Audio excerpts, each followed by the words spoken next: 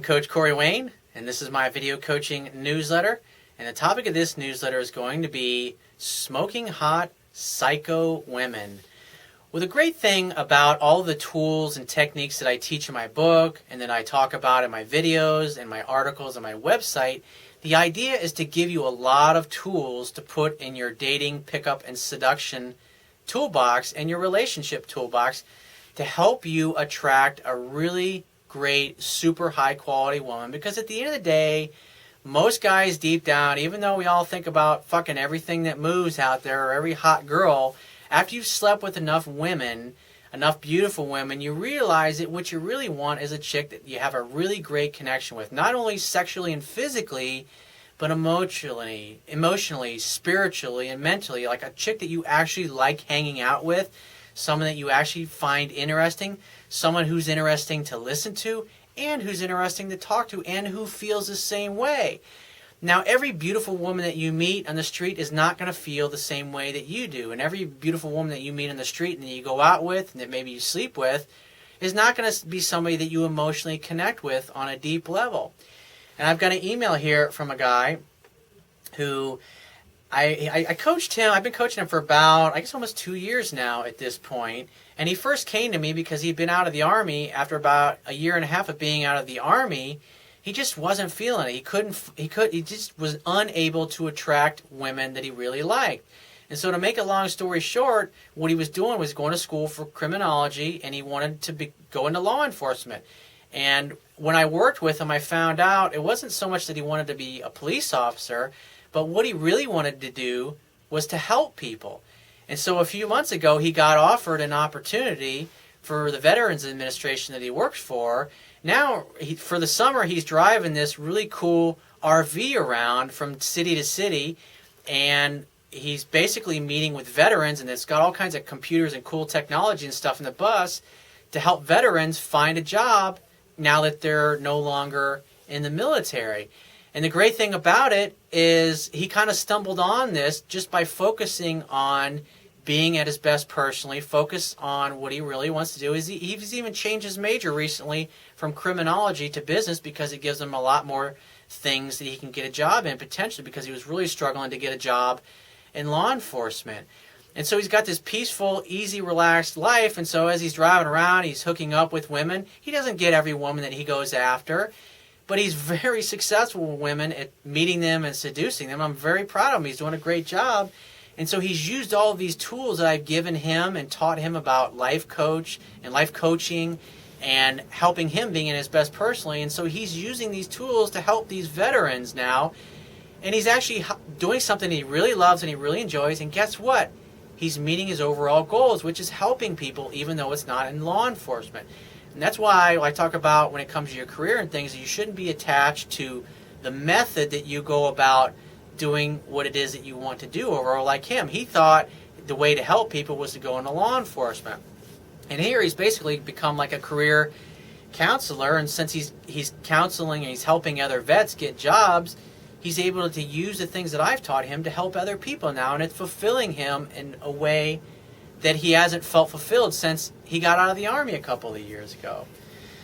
So he says, Corey, life has been great. He says, first of all, I scored last week with a gal that I hadn't talked to in a while. Here's a brief outline of events that happened. I was out of town for work last weekend, and the town I was in happened to be my boss's hometown, and it was his birthday. Go figure. So we all went out, and we were having a great time when this gal that I hooked up with last February showed up. I met this gal in the town that I currently live in. She was really hot, and we hit it off pretty good. So we exchanged numbers, and that was that. I texted her twice inviting her to a date, but after the second invite and her giving me an excuse, I stopped the pursuit. Smart. You ask women out twice over the course of a couple of weeks, and if they give you flaky answers or aren't really interested, you just simply fucking walk away. He says, well, 2 weeks ago, she contacted me. Once again, I invited her to come and visit me, and she mentioned she was having trouble with money, so I did the broken record technique and broke contact with her. Well, when I was in my... So basically, he walked away, and that's the idea. If a woman... See, that's what's beautiful about it. Like, when a woman doesn't treat you the way you want to be treated, you just simply walk away. Because women have to know that if they push you too far, you'll walk, and you'll never look back. And that's what he did. And it's... Because maybe there was an ex-boyfriend in the picture that was trying to come back into the picture last February. You just never know. That's why you don't continue to chase or pursue a woman who is blowing you off or just not treating you the way you want to be treated or not appreciating you. So he basically runs into this girl in this particular town, and to make a long story short, he hooked up, and we were both freaked out that we saw each other in a random place.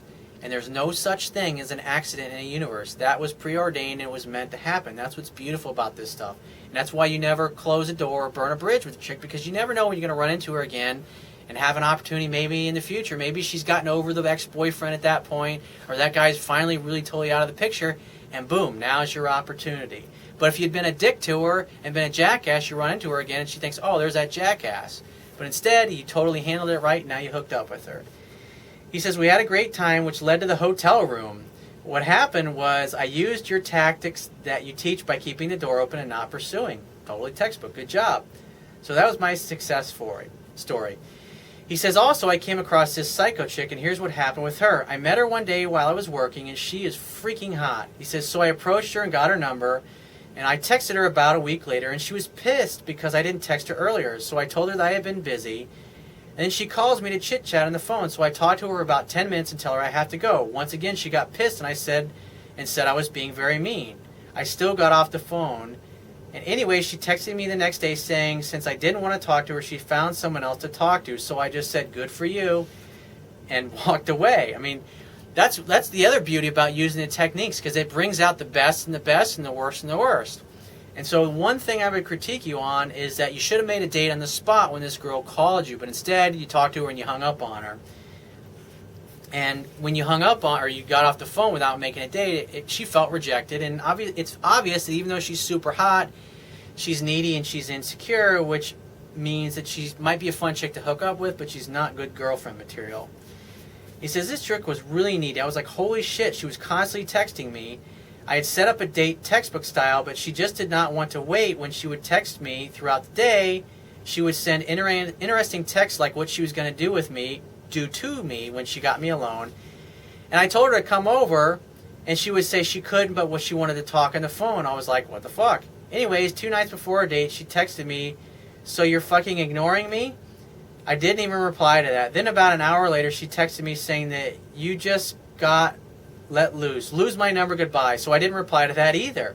A good friend of mine said that when a chick tells you to lose her number, it's because you're being too aggressive. In this case, I wasn't using her number enough, and she was giving me shit for that.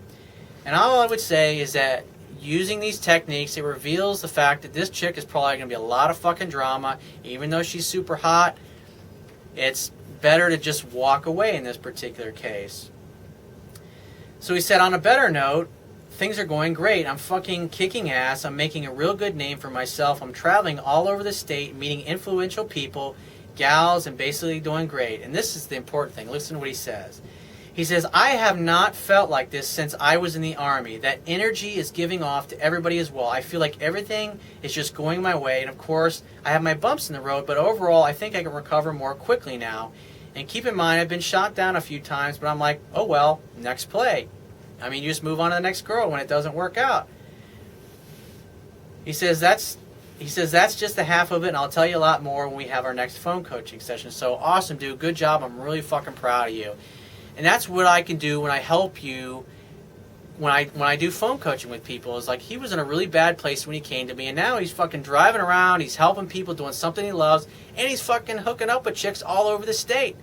I mean, what a great fucking life.